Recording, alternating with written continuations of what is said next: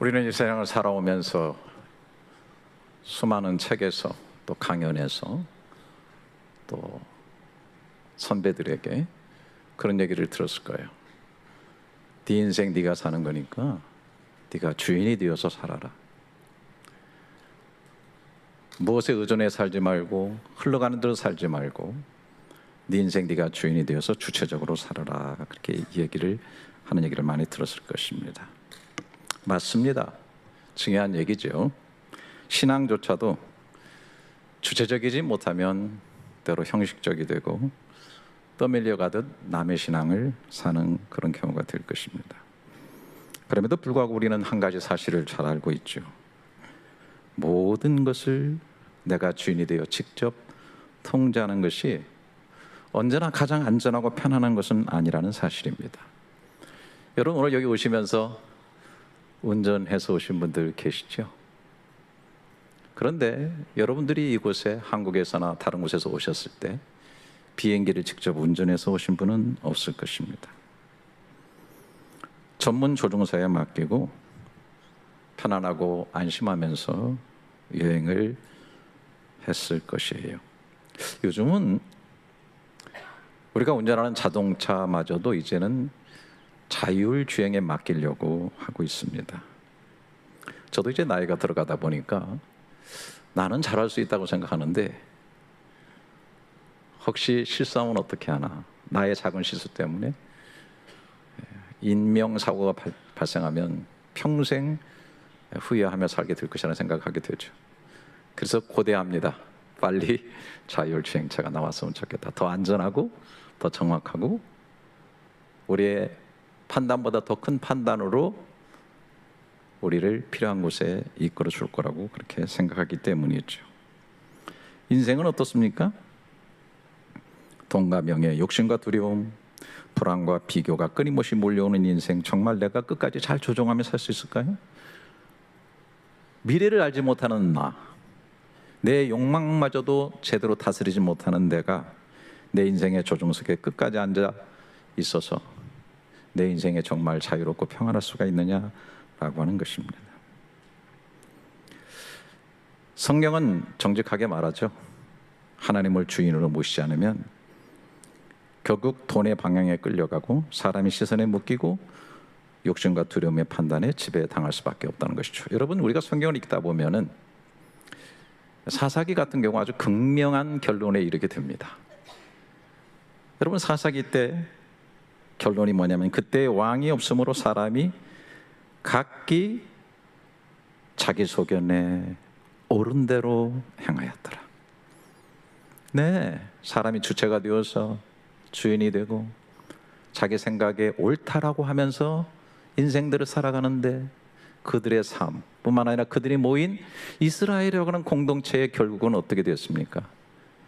이스라엘 역사에 말할 수 없는 어두운 때, 타락의 때, 암울한 때를 겪었고 결국 그들은 그것 때문에 아수르에 망하게 되고 또 남유다는 바벨론의 포로가 되어서 나라를 잃어버리고 70년 동안 포로 생활을 하게 된 것을 보게 됩니다. 내가 주인이 되어서 내가 옳은 대로 살아가는 삶, 과연 그것이 정말 우리 삶을 건강하게 하고 진정으로 행복하게 하고 참된 평강을 얻게 할 것인가? 누가 내 인생의 주인이 될 수 있을 것인가? 이런 질문 앞에서 오늘 다윗이 등장합니다. 오늘 우리가 암송한 구절이 들어있는 시편 110편은 다윗 왕이 지은 시라고 합니다. 히브리 원문의 표제가 다윗의 시라고 분명하게 되어 있는 것을 보게 됩니다. 여러분, 다윗은 한 나라의 왕이었습니다. 군대를 거느렸고 백성들을 다스렸고 한 나라의 모든 것을 결정해 나가는 주인의 입장 속에 있었습니다. 그런데 오늘 1절을 보십시오. 여호와께서 내 주에게 말씀하시기를. 여러분, 다윗 왕이 나의 주라고 부르는 분이 있다라고 하는 것입니다. 이것은 단순히 다윗이 겸손한 신앙 이었음을 넘어서서 실제로 자기 위에 절대적인 주권을 가진 어떤 존재가 있다는 것을 인식하고 그 존재를 내 주라고 부르고 있다라고 하는 것입니다. 여러분, 만약에 이 지구상의 절대 권력을 가지고 있는 자가 무릎을 꿇면서 내 주님이라고 부르는 존재가 있다고 한다면 그 존재는 도대체 누구일 것인가? 당시 절대 권력을 가진 이 다윗 왕이 삶에 무릎을 꿇고 내 주라고 부르는 그 주님은 도대체 누구일까? 1절을 다시 보십니다. 여호와께서 내 주에게 말씀하시기를 내가 내 원수들로 내 발판에 되게 하기까지 너는 내 오른쪽에 앉아 있으라 하셨도다. 네움, 여호와의 말씀이니라. 신적 어휘죠. 신탁, 여호와께서 말씀하셨다. 라더니, 원래 라는 이게 레의 변형이, 레 누구누구에게. 아도나이 하면 여러분 주인이라는 걸 알지만은 여기 아도니, 나의 주, 여호와께서 내 주에게 말씀하시기를. 그 주는 누군가? 뒤에 나와 있어요. 여호와께서 내 주에게 말씀하셨다.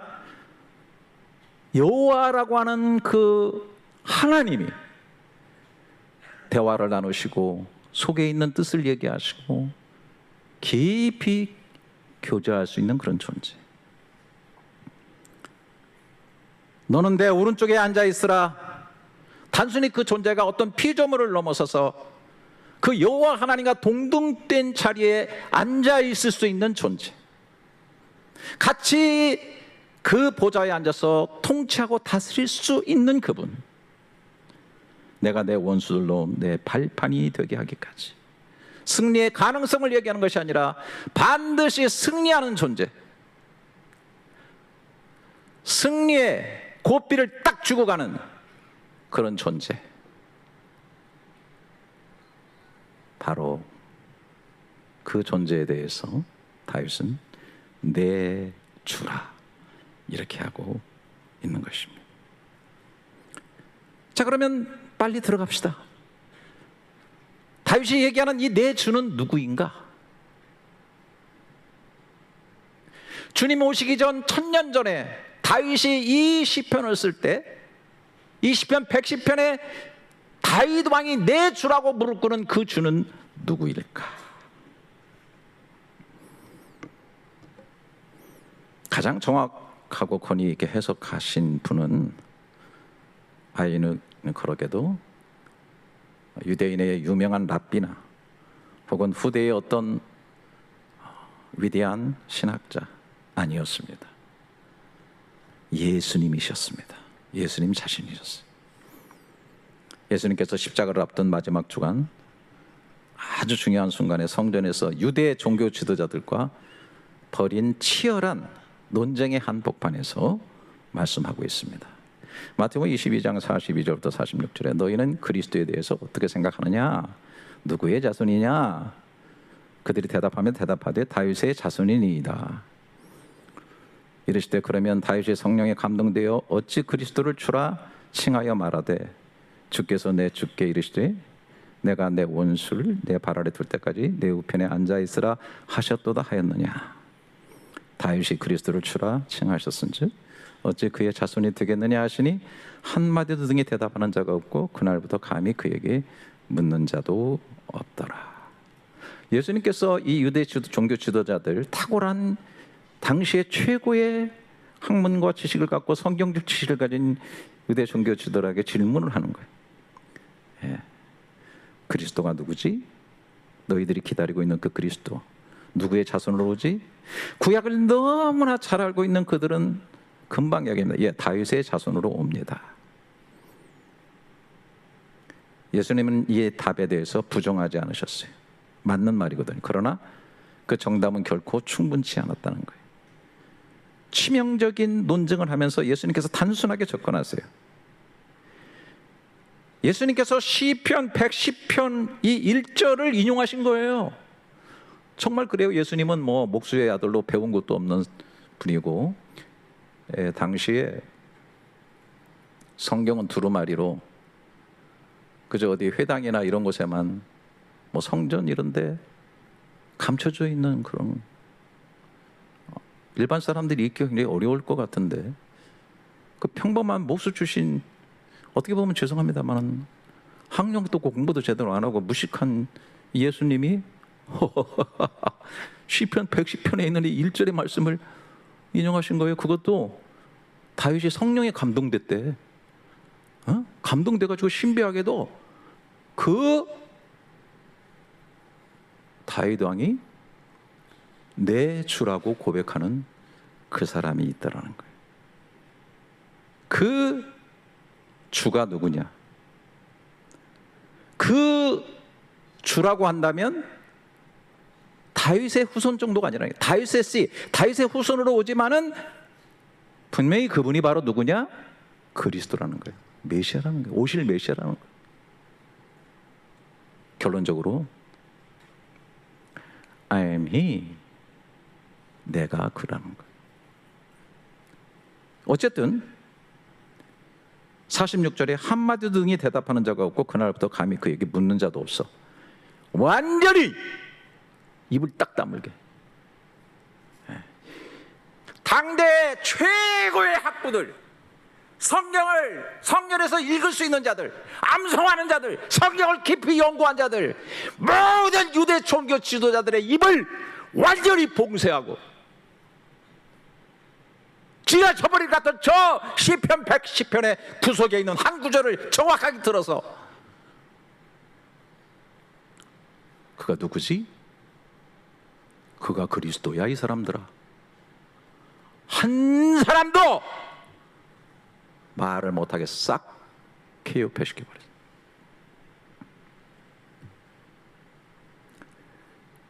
예수님께서 왜 십자가에 죽으셨나?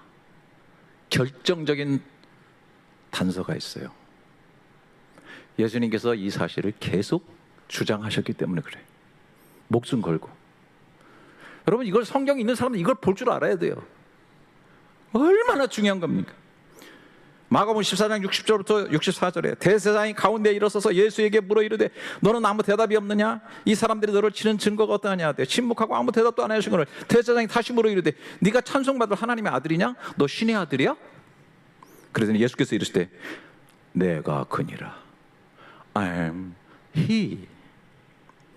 인자가 권능자의 우편에 앉은 것과 하늘 구름을 타고 오는 것을 너희가 보리라 하시니, 이게 바로 시편 110편의 9편에 앉은 자를 얘기합니다. 이건 정말 정신병 환자나 이건 미친 사람 아니고서야 이게 도대체 그 구절을 알고 있다는 것 자체가 신비로운 거예요. 대제사장이 자기 옷을 찢으며 이르되 우리가 어찌 더 증인을 요구하리요? 그 신성모독하는 말을 너희가 들었도다. 너희는 어떻게 생각하느냐? 그들이 다 예수를 사형에 해당하는 자로 정죄했다. 결국 그것 때문에 예수님이 죽은 거예요. 그러나 예수님은 어떤 분이라는 이 표지를 정확하게 맞추고 있는 거예요. 내 주라고 불렀던 그분이 바로 다윗, 그렇게 말한 다윗의 혈통으로 오신 메시아 그리스도, 그분이었다고 하는 거예요. 그러니까 다시 말씀드리면 이 시편 110편은 그 예수님이 오시기 전 주전이죠. 1000년 정도에 된 거예요. 그러니까 거의 1000년에 걸린 예언이에요. 근데 사실 이건 예언이라기보다는요, 하나님께서 인간의 어뢰를 빌려서 신비롭게 말씀한 그리스도에 대한 말씀인 거예요. 놀랍게도 다윗은 성령으로 이걸 알고 있었다고. 성령으로. 예수님이 그렇게 해석했어요. 인간이 제정신을 몰라. 다윗이 시를 썼는데 제정신 아니에요. 저도 무슨 말인지 모르고 쓴 거야. 근데 성령으로 말씀하셨다. 왜? 다윗이 사무엘하 7장 12절 13절에 내 수완이 차서 내 조상들과 함께 누굴 때 내가 내 몸에서 날 내 씨를 내 뒤에 세워 그의 나라를 견고하게 하리라. 그는 내 이름을 위하여 집을 건축할 것이요 나는 그의 나라 왕위를 영원히 견고하리라. 제가 늘 말씀드리죠. 다윗 왕의 왕위가 그 씨로 말미암아 앞으로 저를 잘 보세요. 너무 쉽잖아요. 영원히 경고하게, 영원히라는 말을 썼어요. 여러분 지금 다윗 왕조가 있어요 지금? 이 세상에? 벌써 말이죠, 뭐 바벨론에 포로되고 난리치고, 뭐 로마 제국의 식민지 되고, 막 이스라엘이 온 세상에 흩어졌잖아요. 자기 나라 찾은 지 1948년인가 뭐 이때 찾은 거예요. 무슨 다윗 왕위가 영원하다고? 하나님이 말씀했다면 죄송합니다. 하나님이 진짜 사기치고 계신 거예요. 완전 100% 거짓말이에요. 새빨간 거짓말입니다. 근데 예수 그리스도 아니면 거짓말이에요. 예수 그리스도 그 씨를 통해서 하나님의 영원한 제국, 나라가 이루어졌다는 거예요. 다윗은 성령으로 이 말씀을 들었을 때 성령으로 해석하면서 여호와 하나님 우편에 내 주, 그 오실 그리스도가 있고, 그 그리스도가 하나님의 나라를 영원히 이 땅에 이루어갈 것이라는 것을 얘기한 거예요. 이것이 놀라운 신비인 거예요. 그래서 다시 마태복음 22장 43절에 예수께서 이렇게 이르시되 그러면 다윗이 성령에 감동되어 어찌 그리스도를 주라 칭하여 말하되 라고 얘기한 거예요. 정말 놀라운 거죠. 대단한 거 아닙니까? 그런데 뭐 인간의 생각으로는 이런 것들을 이해하기가 굉장히 어렵죠. 성경을 그냥 읽으면은 뭐 이런 거 전혀 눈에 들어오지 않죠. 그러나 성경 조금만 읽으면 그냥 당연히 들어오는 거예요. 문장 자체가 그래요. 응?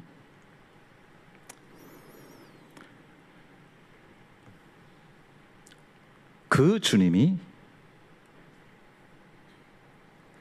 다윗의 주님이었고, 좀 미리 성급하게 좀 제가 말씀드릴게요. 오늘 이 시간 듣는 사람들 중에도 성령에 의해서 다윗이 주님이라고 말했던 그 주님이 바로 나의 주님인 것을 알게 되는 거예요. 시간을 건너뛰어서 카이로스라고 하는 하나님의 때를 통해서 충분히 받아들이게 되는 거예요. 그래서 이 고백 하나로 시간을 넘어서 하나님의 구원이 오늘 우리 삶 속으로 흘러드는 거예요. 자, 이 지점에 좀 더 머물고 싶어요. 저는 요즘 욕심이 있어가지고. 여러분, 성경을 읽으면서 예수를 단지 도덕 교과에서 나오는 4대 성인 중에 하나, 혹은 역사 속의 위대한 종교 지도자, 더 나아가서는 우리가 살고 있는 이 나라의 이슬람에서 말하는 여러 선지자 가운데 한 위대한 선지자로 설명하는 것은, 그건 단순히 견해 차이 정도가 아니라 성경 자체를 제대로 읽지 못한 데서 오는 심각한 왜곡이라고 하는 거예요. 여러분, 예수를 봄에 있어서 인간적인 사고, 합리적인 사고를 이해할 수 있는 사고를 가지고 뭐 성인이나 종교 지도자다, 뭐 도덕주의자, 감동되게 이런 것으로 하는 것은 사람들을 굉장히 편안하게 할 수 있고 합리적이게 할 수 있어요. 근데 정말 성경을 제대로 그냥 원석적으로 그냥 읽는다면 충돌과 결단을 요구할 수밖에 없어요. 예수님은 당시의 종교 지도자들과 계속 충돌했어요. 요한복음 5장 17절 18절에 예수께서 그들에게 이르시되 내 아버지께서 이제까지 일하시니 나도 일한다 하시매 유대인들이 이로 말미암아 더욱 예수를 죽이고자 하니 이는 안식일만 범할뿐이라 하나님을 자기의 친아버지라 하여 자기를 하나님과 동등 삼았기 때문에. 요한복음 10장 30절 또 33절에 나와 아버지는 하나니라 하신데 유대인들이 선한 일을 인하여 너희를 돌로 치려는 것이 아니라 신성 모독으로 인하여 내가 사람이 되어 자칭 하나님이라고 하느냐?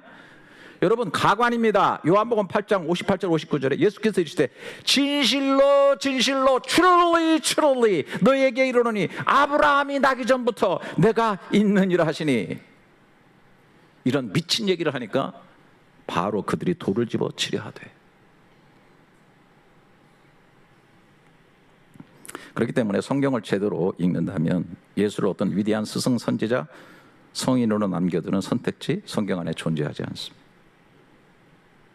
정말 예수를 미치광이나 사기꾼 아니면 하나님의 아들 그리스도 메시아로 선택할 수밖에 없다라고 하는 것입니다. 성경을 그냥 제대로 읽는다면 정확하게 이렇게 결론에 이를 수밖에 없는 거예요. 오늘 아침에 오는데 아내가 그래요. 여보, 오늘 암송 구절을 보니 오늘 좀 설교가 좀 어렵겠다. 그래요. 제가 뭐라고 얹었어요. 여보, 지금까지도 그랬지만 내 설교는 너무 쉽지 않아? 오늘 설교 너무 쉬울 거야. 내가 볼 때는 초등학교 정도만 돼도 이거 다 알 거야. 너무 명쾌한데 뭐 성경 있는 그대로 읽으면 되는데 뭐가 해석이 필요해? 응?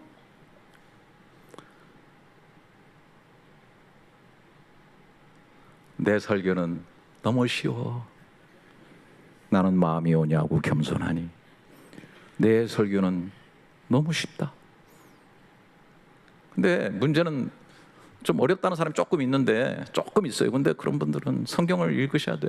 그냥 쭉쭉 읽으면은, 그리고 기초 그냥 문장을 읽는 독해력만 가져도요, 당연히 이런 결론에 갈 수밖에 없다라는 거예요. 예수는 그리스도시고 하나님의 아들이시고 메시아고 구약부터 신약까지 주님이시라는 거예요. 거부할 수가 없다는 거예요. 그러니까 이제 우리가 암송은 9절이 5절이니까 5절까지 가려고 하면 뭐 이제 내 앞에 내용은 너무 쉬워요. 너무 쉬워요. 2절 여호와께서 시온에서 주의 권능의 귀를 보내시리니 주는 원수들 중에 다스리소서. 권능의 귀, 왕이 그 홀 있잖아요. 홀, 권능의 이거를 그분이 딱 내미시면 원수들이 다 다스려진다. 그러니까 그리스도가 오면은, 예수가 오면은, 여자의 후손이 오면 뱀의 머리를 밟아가지고 죄와 사망의 권세를 다 밟아버린다. 주의 권능의 날에 주의 백성이 거룩한 옷을 입고 즐거이 헌신.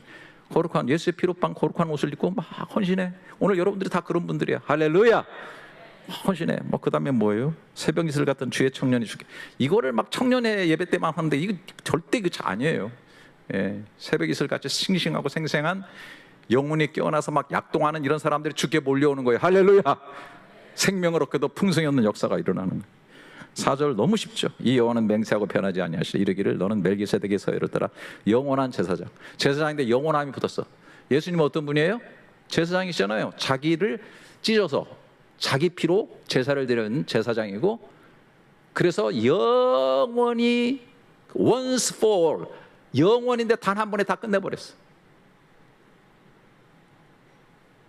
왕이시고 대제사장이신 그분인 거예요. 예, 놀라우신 분이죠. 그리고 이제 우리가 암송한 본문의 9절에 드디어 온 거예요. 아직 끝나지 않았어요. 설교는. 웃어야 되는데 안 웃으시네. 다 기절해 계신가 모양이구나. 주의 오른쪽에 계신 주께서 그의 노라시는 날에 왕들을 쳐서 깨뜨리실 것이다. 제가 이거 과거에 좀 인용해서 할 때 제가 좀 주의를 기울여서 했어야 되는데, 그냥 한국 성경만 보고 주의 오른쪽에 계신 주, 그럼 주의 오른쪽에, 그럼 주의 그 앞에 주는 여호와 하나님 가리키는 곳, 오른쪽에 계신 주, 그분은 메시아 그리스도를 가르치는 거다. 이렇게 제가 봤는데, 이번 제가 한 절씩 이제 그 암송을 하면서 집중해서 보니까 원문에는 그렇게 안 돼 있어요. 그래서 제가 좀 그거를 조금 말씀드리려고 해요. 그러니까 주의 오른편에, 거기 오른편에 주의 오른쪽에, 내 오른편에 알 에미네카 이렇게 되어 있어요. 그래서 너의 오른편에 이렇게 되어 있는 거예요. 주의 오른쪽에 계신 주 하면 내 주 이렇게 생각하는데 그게 아니고 2인칭으로 되어 있는 거예요.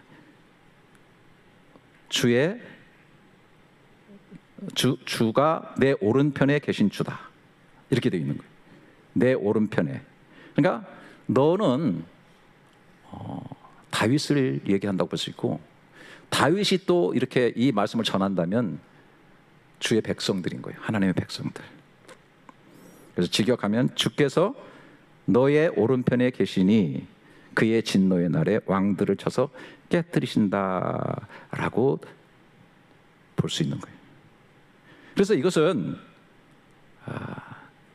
주의 오른편에 계신 주께서 내 오른편에 계셔서 어떻게 하죠? 1절에서부터 4절까지 말한 그 주가 우리의 오른편에 있다.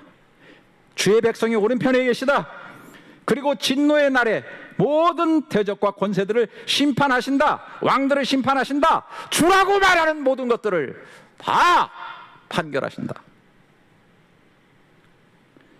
나 이런 얘기 할 때 막 너무 신나가지고 소리가 커져요. 죄송해요. 저 할아버지가 왜 이렇게 소리 지르나.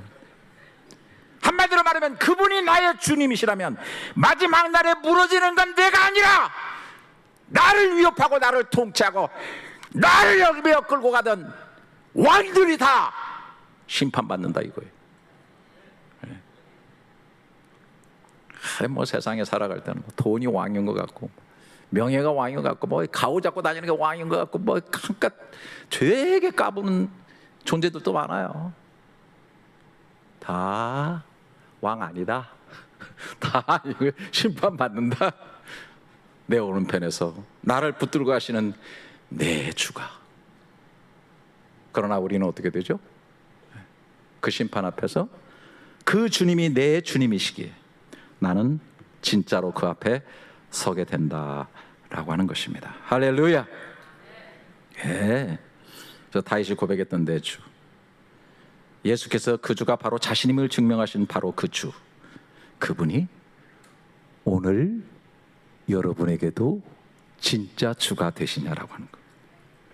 예수를 훌륭한 스승으로 만들면 나는 여전히 내 인생의 주인으로 남아있고, 예수를 위대한 성인 중 하나로 두면 나는 여전히 판단자고 예수는 선택지 중에 하나일 뿐입니다. 인생의 중심이 바뀌지 않습니다. 상황이 여전히 나를 흔들고 두려움이 여전히 나를 지배하고 사람의 말과 성공과 실패가 여전히 나를 이끌고 가게 될 것입니다. 그러나 다윗이 고백했고 예수님이 바로 나라고 인정하신 그 고백, 그 주가 내 주시다라고 말하는 순간 인생의 중심은 단번에 바뀝니다. 내가 중심에서 내려오고 왕이신 그분이 중심에 서 계신 것입니다. 어떤 상황이나 근본적인 두려움은 더 이상 주가 되어 나를 지배할 수가 없는 것입니다. 여러분은 여러분의 인생 운전대를 누구에게 맡기셨겠습니까? 신앙이란 절실하게 주인 바꾸기입니다. 그렇게 말씀드릴 수 있습니다. 제가 여러분 앞에서 오늘 너무 소리를 높여, 오늘 1부에서는 굉장히 차분하게 했는데 2부에 굉장히 톤이 올라가네. 그러나 이 주 얘기하니까 갑자기 열을 엄청 받으면서 너무너무 중요하기 때문에 인생의 왕이, 주인이 여러분이 될 수 있기를 주님의 이름으로 축원합니다. 그 주가 내 주시다. 이 고백 위에 다윗의 인생이 섰답니다. 이 고백 위에 사도들의 삶이 섰어요. 이 고백 위에 교회가 선 것이에요. 이 고백 위에 저와 여러분의 인생도 꼭 서셔서 그 주 되신 주님을 만날 때까지 주로 삼고 가시는 삶이 될 수 있기를 축원합니다. 하나님 아버지, 오늘 시편 110편의 말씀으로 우리의 마음을 비추어 주시니 감사합니다. 우리가 겉으로는 자유롭게 사는 것 같아도 실제로는 무엇인가를 주로 모시며 그것의 지배를 받으며 살아왔음을 고백합니다. 돈과 손익이 우리의 기준이 되게 하지 마시고 사람의 평가와 시선이 우리의 마음을 좌우하지 못하게 하시며 두려움과 불안이 우리의 삶을 지배하지 못하게 하옵소서. 주님, 우리 안에 숨어있는 가장 큰 우상은 내가 내 인생의 주인이 되려는 마음임을 인정합니다. 우리 스스로를 구원할 수 없는 연약한 존재임을 깨닫게 하시고 오늘 다시 왕자에서 내려와 참 주 되신 예수 그리스도 앞에 무릎 꿇게 하옵소서. 주 예수님, 다윗이 성령에 감동되어 내 주라 부른 그 주님이 지금 우리의 주님이심을 믿습니다. 하나님의 오른편에 앉으신 왕이시며 영원한 제사장이신 주님께서 오늘 또 우리의 오른편에 서서 우리를 붙드시고 지키시는 줄 믿습니다. 진노의 날에도 주님은 우리를 치러 오시는 분이 아니라 주님의 피로 값주고 사신 우리를 끝까지 보호하시고 대적의 권세를 무너뜨리시는 분이심을 믿습니다. KL 열린연합교회가 이 고백 위에 든든히 서게 하옵소서. 그 주가 내 주시라는 믿음이 입술의 고백으로 끝나지 않게 하시고 우리의 선택과 우선순위와 시간과 관계와 위기 앞의 반응 속에서 실제가 되게 하옵소서. 우리의 가정과 다음 세대와 교회 공동체가 한 마음으로 주님을 주로 모시며 기쁨으로 헌신하고 거룩함으로 사랑하며 주님의 나라를 기다리게 하옵소서. 주님, 우리를 받아주시는 근거가 우리의 열심이 아니라 십자가의 대속과 변하지 않는 언약의 은혜임을 다시 한번 강하게 붙잡습니다. 오늘 또 그 은혜로 일어나 살게 하시고 주님 다시 오실 때까지 흔들리지 않게 붙들어 주옵소서. 우리의 참된 주 예수 그리스도의 이름으로 기도합니다. 아멘. 이제 이렇게 주 앞에 서 있는 주의 백성들은 얼마나 복되신 분들이신가요? 천년의 세월을, 이 세월 동안 다윗이 내 주라고 고백했던 그 주님이 천년의 세월 후에 정말 이 세상에 구원의 왕으로 오셨고 2000년의 세월 지난 바로 이 즈음에 우리가 그분을 내 주로 영접하고 반드시 다시 오시리라고 하신, 우리 우편에 서서 우리를 도우시고 반드시 심판으로 오신다고 하는, 그러나 내 주로 모시고 산 그분 앞에 살아있는 생명으로, 은혜의 생명으로, 축복의 생명으로 설 수 있는 인생을 생각할 때 너무너무 감사를 드립니다. 시간도 생명도 주님의 것으로 알아 오늘 그 주님께 예배드린 사랑하는 성도들, 물질도 주님의 것인 줄 알아 드려지는 헌금들, 내 건강도 삶의 호흡도 주신 분이 주인이 주님이신 것을 알아 각처에서 땀 흘려 봉사하는 모든 봉사들 주님이 다 기쁘게 받으시고 왕이신 주께서 주시는 가장 좋은 것으로 충만하게 채워지는 삶들이 되게 하여 주시옵소서. 이제는 다윗이 내 주라고 고백한 왕이시며 오늘도 우리 오른편에 서서 우리를 이끌어 가시는 주 예수 그리스도의 십자가의 그 구원의 은혜와 그분을 우리 주로 모실 수 있도록 길 열어주신 하늘 아버지의 망극하신 사랑과 순종할 줄 알고 그분을 볼 줄 알고 믿어주도록 우리 속에 감동감하시는 성령의 역사하심이 오늘도 그 주님을 내 주님으로 모시고 사는 귀한 사랑하는 성도들의 심령과 삶, 기도받고 사는 자녀들, 오늘 방문하신 귀한 발걸음들, 묵묵한 가정까지 영원토록 함께 있을지어다. 아멘.